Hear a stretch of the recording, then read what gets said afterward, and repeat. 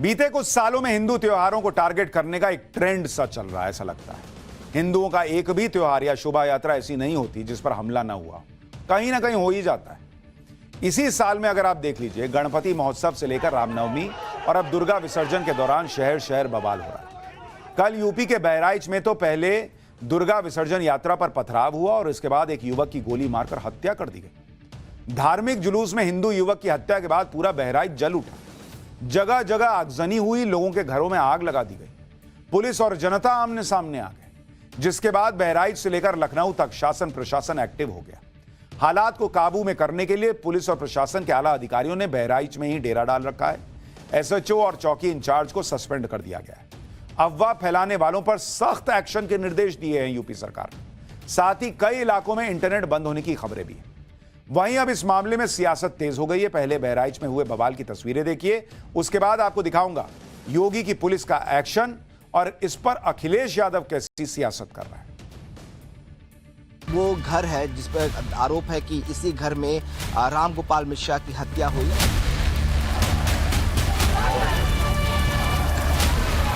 ये तमाम जो घरों में थे उनको जो है उनके घरों को आग के हवाले कर दिया गया है।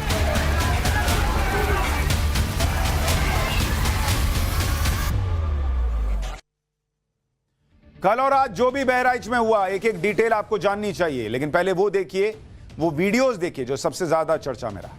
बहराइच में बिगड़ते हालात को संभालने के लिए एसटीएफ चीफ अमिताभ यश ने खुद कमान संभाली। एक हाथ में ब्लैक गॉगल और दूसरे हाथ में लोडेड पिस्टल लिए वो बहराइच की सड़कों पर उपद्रवियों के सामने उतर गए। इतने बड़े अधिकारी की ऐसी तस्वीर शायद ही इससे पहले किसी ने देखी होगी। जरा आप तस्वीर देखिए।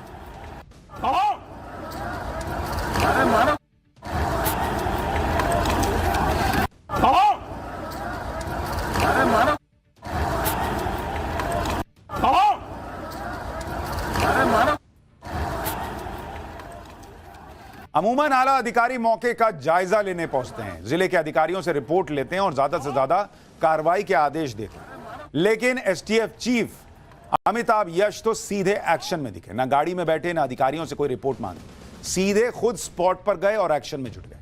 अमिताभ यश और गृह सचिव संजीव गुप्ता सीएम योगी के निर्देश पर बहराइच पहुंचे थे। आदेश था कि किसी भी स्थिति में हिंसा को रोकिए, जिसके बाद अमिताभ यश ने पुलिसकर्मियों को सख्त कार्रवाई करने के निर्देश दिए और अधिकारियों के साथ फ्लैग मार्च भी निकाला। इससे पहले तनाव को देखते हुए खुद एसपी वृंदा शुक्ला ने मोर्चा संभाल रखा था। वो भारी पुलिस बल के साथ सड़क पर उतरी। एसपी के नेतृत्व में भारी संख्या में पुलिस ने उपद्रव वाले इलाकों में फ्लैग मार्च भी किया, जिसकी आप तस्वीरें देख रहे हैं।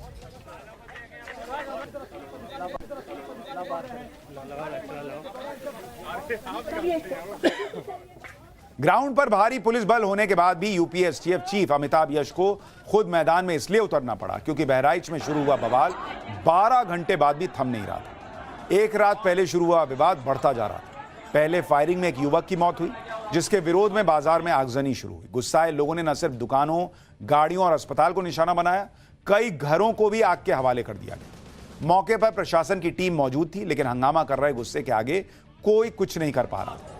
ऐसा माहौल था कि कुछ घंटों के लिए उपद्रवियों ने इस इलाके को हाईजैक सा कर लिया। बहराइच के महाराजगंज बाजार में भड़की हुई भीड़ बेकाबू हो चुकी थी। घंटों तक भीड़ उपद्रव मचाती रही। इस दौरान दुकान के बाहर खड़ी एक कार को लोगों ने फूंक डाला। उपद्रवियों ने कार और दुकानों को तो आग के हवाले किया ही, बाइक के एक शोरूम में भी जमकर तोड़फोड़ की। तोड़फोड़ के बाद बाइक के शोरूम को भी आग के हवाले किया गया, जिसमें कई बाइक्स जलकर राख हो गई। बहराइच की सड़कों पर इसी तरह कई घंटों तक बवाल होता रहा। गुस्साई भीड़ को रोकने वाला कोई नहीं था। जो भी सामने आया, भीड़ ने उसे आग के हवाले कर दिया। देखिए, बाइक शोरूम में आगजनी के बाद उपद्रवियों ने एक अस्पताल को भी आग के हवाले कर दिया, उसकी भी तस्वीर। सिचुएशन को कंट्रोल करने के लिए आगजनी और उपद्रव करने वालों पर पुलिस को लाठीचार्ज करना पड़ा। पुलिस के इस एक्शन के बाद प्रदर्शनकारी भागते हुए दिखाई दिए। उग्र होते प्रदर्शनकारियों को तितर बितर करने के लिए पुलिस ने टीयर गैस का भी इस्तेमाल किया। बहराइच में उपद्रव के दौरान हमारे रिपोर्टर मौजूद थे।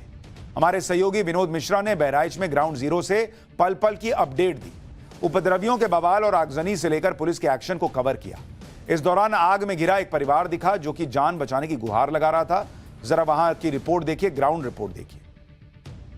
गाड़ियों को आग के हवाले किया गया। अब जो है वो देखिए कैसे जो है तमाम जो लोग हैं वो जो है भैया नहीं आप परेशान हो, आप घर में जाओ। ये तमाम जो घरों में थे उनको जो है उनके घरों को आग के हवाले कर दिया गया है और अब प्रशासन कोशिश कर रहा है कि किसी तरीके से इन आगों पे काबू पाया जाए। तमाम जो लोग हैं वो कोशिश कर रही है कि अब फायर ब्रिगेड जो है देखिए इन आग को बुझाने की कोशिश कर रहा है, क्योंकि घर पे परिवार के अंदर लोग हैं। अभी परिवार ये हमारे 2 बच्चे खत्म हो गए सर। कहाँ? हमारे बच्चे बाहर कहाँ लेके गए सर? हमको लोग को बचा लीजिए सर, हमको हिरासत में ले लीजिए बाबूजी। कोई दिक्कत नहीं, हमको हिरासत में ले लीजिए। परेशान हो ये पुलिस आ गई है, परेशान है। तो तमाम जो लोग हैं वो परेशान हैं कि उनका कहना है कि घरों को आग के हवाले कर दिया गया है और अब जो स्थिति है वो पुलिस फोर्सेस पहुंचकर उसे कंट्रोल में लेने की कोशिश कर रही है। बहराइच में इतना बवाल हुआ क्यों और कैसे हिंसा की शुरुआत हुई, उसकी पूरी टाइमलाइन आपको बताता हूं। बहराइच के महाराजगंज कस्बे में रविवार को दुर्गा प्रतिमा को विसर्जन के लिए जुलूस निकाला गया।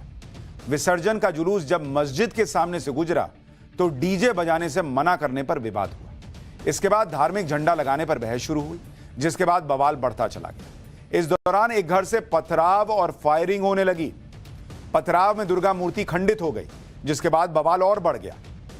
इस दौरान यात्रा में शामिल राम गोपाल मिश्रा की गोली लगने से मौत हो गई। राम गोपाल मिश्रा की मौत के बाद भीड़ भड़क गई और फिर वहां हंगामा शुरू हुआ। एक वीडियो भी सामने आया है जिसमें जुलूस पर पत्थरबाजी करने वाले दिखाई दिए। इन्हीं आरोपियों पर कार्रवाई की मांग को लेकर ग्रामीणों ने बवाल काटना शुरू किया। मौके पर भारी पुलिस मौजूद थी, इसके बावजूद आगजनी हुई और विसर्जन जुलूस को रोक दिया गया। हालात बिगड़ता देख पुलिस एक्शन में आई और आरोपियों पर केस दर्ज कर लिया गया।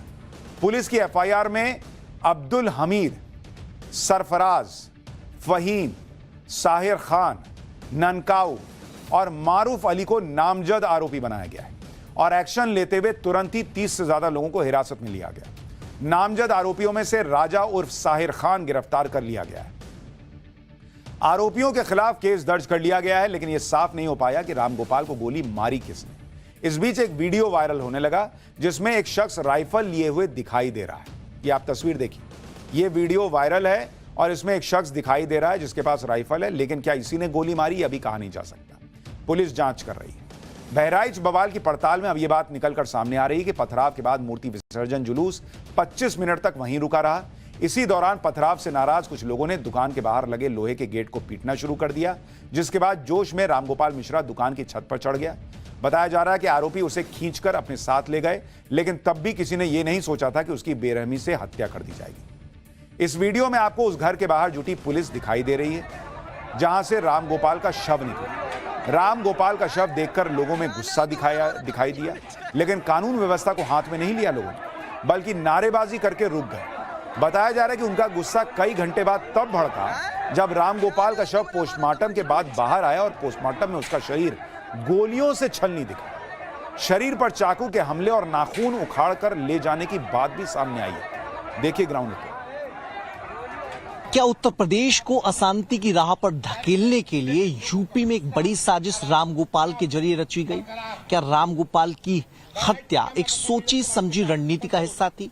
प्रतिमा विसर्जन का दिन क्या जानबूझ के रखा गया था ताकि माहौल को खराब किया जा सके और इस हत्या के जरिए उत्तर प्रदेश में शांति भंग की जा सके? ये बहुत सारे सवाल हैं, लेकिन सवाल इस वजह से चूंकि यूपी में उत्तर प्रदेश सरकार कानून व्यवस्था के मोर्चे पर जीरो टॉलरेंस की नीति को आगे रखकर काम करती है, लेकिन बहराइच में जो कुछ हुआ उसने कई सारे सवाल खड़े किए। कई सवाल खड़े हुए हैं, लेकिन एक सवाल जो हर कोई पूछ रहा है सोशल मीडिया से लेकर दूसरी जगह कि बार बार हिंदू पर्व त्योहार पर ऐसी घटनाएं क्यों हो रही हैं? ये घरों पर इतने पत्थर कैसे आ जाते हैं? जब भी किसी मस्जिद के पास से शोभा यात्रा निकलती है, कोई इस तरह की यात्रा निकलती है, इस तरह से पत्थर कहां से आ जाते हैं, पत्थर कहां से चलने लगते हैं, बवाल क्यों हो जाता है? और अलग अलग राज्यों में हो रहा है, सिर्फ यूपी की बात नहीं है। बंदूक कहां से आ जाती है? और अगर रामगोपाल ने झंडा निकाला और इस बात का गुस्सा भी था तो एफआईआर करोगे कि गोली मार दोगे उसको? झंडा उतार लिया, अगर आपको यह बात पसंद नहीं आई तो पुलिस से शिकायत करोगे या उसको गोली मार दोगे, छलनी कर दोगे? यह सवाल पूछ रही है पब्लिक कि यह कौन सा हिसाब चल रहा है। राम गोपाल की मां ने दावा किया कि उनके बेटे को 24 गोलियां मारी गई, सिर पर गड़ासे से वार हुआ और पिलास से नाखून तक उखाड़े गए। सुनिए राम गोपाल की मां ने क्या कहा है, इसके बाद दिखाऊंगा बहराइच में हुए इस बवाल और हत्याकांड के सबूत। और पीछे से मुसलमान लोग आए और खींच ले गए, गोली से और कांटा से वार करके उसको खत्म कर दिया। नाखून उसके प्लास से उखाड़े गए, गड़ासी तीर मारी गए है, पेट पर मारी गए है। हाय नाटी काट लेती हूँ कि लहास गायब कर देती। तो 3 बच्चे 18-18 साल के कूदे हैं तो 6 वार है ऊपर पर भाई हैं, भाई पे छोटा बड़ा भाई, छोटे भाई हैं 2, वही उनके लहास के पीछे छिप गए, मस्जिद के पीछे छप गए। तब जब ईंटा के वार किया है तब बंदूक गिर गए हैं। कितनी गोलियां लगी हैं उनको? 24 गोली चली है। 24 गोली चली हैं। बहराइच में जो हुआ वो अचानक तो नहीं हुआ। मौके पर जो सबूत दिख रहे हैं वो तो इशारा कर रहे हैं कि ये दंगा प्री प्लान्ड। ग्राउंड जीरो पर पहुंचे हमारे रिपोर्टर ने जो देखा वो आपको भी दिखाना बेहद जरूरी है। देखिए वहां क्या हुआ, क्या दिखा। ये वो घर है जिस पर आरोप है कि इसी घर में राम गोपाल मिश्रा की हत्या हुई और यहाँ पर देखिए तस्वीरें किस तरह से उसके बाद जो भीड़ थी उन्होंने इस घर पर तोड़फोड़ की है।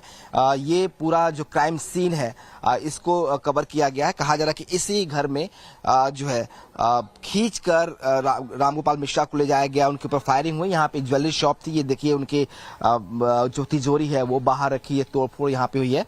दूसरी तरफ आपको दिखाएं आगजनी की तस्वीरें हैं, कुछ चीजें जो है वो जलाई गई है यहाँ पर। और आपको दूसरी तरफ दिखाते हैं जो बोटल्स रखे हैं जिनके जरिए जो मूर्ति विसर्जन करने के लिए लोग जा रहे थे उन पर जो हमले हुए वो पत्थर से हुए। और इस तरह की जो कांच की बोतलें हैं कैरेट्स में रखी हुई थी, ये देखिए छतों पे कैसे कैरेट्स रखी हैं। कहा जा रहा है कि इन्हीं कैरेट्स में बोतलें रखी गई थी और इनसे ही फायर जो है उन पर हमला हुआ। तो क्या ये कोई प्री प्लान्ड था, पहले से प्लानिंग थी? देखिए यहाँ पे ये भगवा झंडे लगे हुए हैं और इस्लामिक झंडे हैं।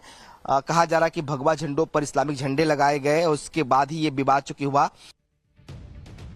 बहराइच मामले पर सीएम योगी ने खुद कमान संभाल ली। मुख्यमंत्री ने बहराइच हिंसा पर डिटेल रिपोर्ट मांगी है और जल्दी ही बहराइच की पूरी रिपोर्ट सीएम के पास पहुंच जाएगी। बताया यह भी जा रहा है कि अगर वो इस रिपोर्ट से संतुष्ट नहीं हुए तो डीजीपी और सीएम खुद मौके पर जाएंगे। हालांकि इससे पहले ही बहराइच हिंसा को लेकर पूरी की पूरी यूपी सरकार एक्शन में दिखाई दी। सीएम योगी आदित्यनाथ ने आदेश दिया है कि दंगाइयों से सख्ती से निपटा जाए, आरोपियों पर सख्त कार्रवाई की जाए, साथ ही अफवाह फैलाने वालों पर कार्रवाई हो। डिप्टी सीएम केशव प्रसाद मौर्य ने कहा है कि सौहार्द बिगाड़ने की साजिश सफल नहीं होने देंगे, दोषियों को सख्त सजा दी जाएगी और पीड़ितों को पूरा न्याय मिलेगा। वहीं डिप्टी सीएम ब्रिजेश पाठक ने कहा कि यूपी में किसी को कानून से खिलवाड़ करने की इजाजत नहीं है, जो भी दोषी पाया जाएगा उसे सजा मिलेगी और अगर अधिकारियों की लापरवाही हुई तो उन पर एक्शन भी होगा। वहीं बहराइच की घटना पर बीजेपी सांसद सुधांशु त्रिवेदी ने कहा कि इसके पीछे भारत को कमजोर करने की साजिश है और यह घटना उन्हीं ताकतों का टूल है। सुनिए सुधांशु त्रिवेदी ने क्या कहा, उसके बाद बताऊंगा समाजवादी पार्टी ने बहराइच हिंसा के लिए किसे जिम्मेदार ठहराया। उत्तर प्रदेश के मुख्यमंत्री जी ने बहुत कड़ाई के साथ कहा है कि जिन लोगों ने भी माहौल बिगाड़ने की कोशिश की उन्हें बख्शा नहीं जाएगा। मगर एक बात और गंभीरता से सोचिए कि ये किसकी ताकत बढ़ गई है जो पिछले कुछ समय से इस ढंग की घटनाएं देश में बढ़ गई हैं। ये मैं देश के विचार के लिए सोचता हूं। जो लोग कहते थे ना कि पिछले कुछ महीने से कुछ ताकत बढ़ गई है कुछ शक्तियों की, ये कौन सी शक्तियां थी जिनकी ताकत बढ़ी है? ये कौन सी शक्तियां हैं जो भारत को कमजोर करना चाहती हैं? आर्थिक आधार पर भी, सामाजिक आधार पर भी, सांस्कृतिक आधार पर भी। ये सब कहीं ना कहीं उन्हीं शक्तियों के टूल बने हुए हैं। बहराइच में दुर्गा विसर्जन जुलूस पर हमला हुआ, फायरिंग में हिंदू युवक की मौत हुई, लेकिन समाजवादी पार्टी को इसमें भी बीजेपी का ही दोष नजर आ रहा है। समाजवादी पार्टी के मुखिया अखिलेश यादव ने कई घंटे बाद बहराइच बवाल पर मुंह खोला तो उसमें भी वही कट्टरपंथी गैंग से हमदर्दी जताते थे। सुनिए अखिलेश यादव। जो घटना हुई है वो दुखद है और बहराइच या और जगह जो घटनाएं हो रही हैं उसके जिम्मेदार अगर कोई है तो शासन है, प्रशासन है और इनकी वोट की राजनीति है, जिसकी वजह से ये जानबूझ करके करा रहे हैं। ये इनकी सोची समझी चाल है। मैं जनता से अपील करूंगा कि भारतीय जनता पार्टी की चाल समझिए। ये नफरत या झगड़ा करा के ही समाज को बांट करके अपने राजनीतिक लाभ लेना चाहते हैं। इंडिया अलायंस की सबसे बड़ी समस्या यही है, हिंदुओं के साथ कुछ हो जाए उनके मुंह सिल जाते हैं, या समाज में क्या हो रहा है, देश में क्या हो रहा है, वो उनको दिखना बंद हो जाता है। चाहे वो हिंदू बांग्लादेश में हो, चाहे वो हिंदू भारत में हो। अगर कोई गलत कर रहा है तो खुल के गलत क्यों नहीं बोल सकते? क्यों अगर पत्थर चलता है तो उस पर सवाल नहीं पूछ सकते? क्यों गोली चली तो नहीं पूछ सकते? क्यों नहीं कह सकते कि भाई अगर कुछ गलत लग रहा था तो एफआईआर कराते ना जाकर, कि किसी को गोली मार दोगे, किसी की हत्या कर दोगे? ये इंडिया अलायंस से होता ही नहीं बॉस। और इसीलिए योगी आदित्यनाथ से लेकर नरेंद्र मोदी तक कहते हैं कि हिंदू बटेगा तो कटेगा।